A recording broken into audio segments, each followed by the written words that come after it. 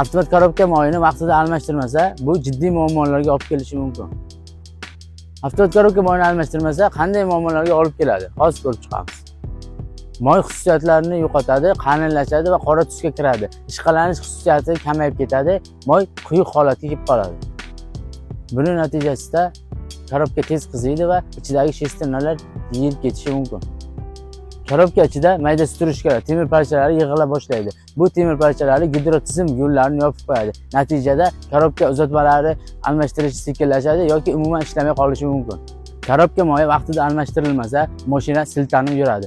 Skorostdan skorosga o'tishi kechikadi yoki umuman skorostdan skorosga o'tmaydi.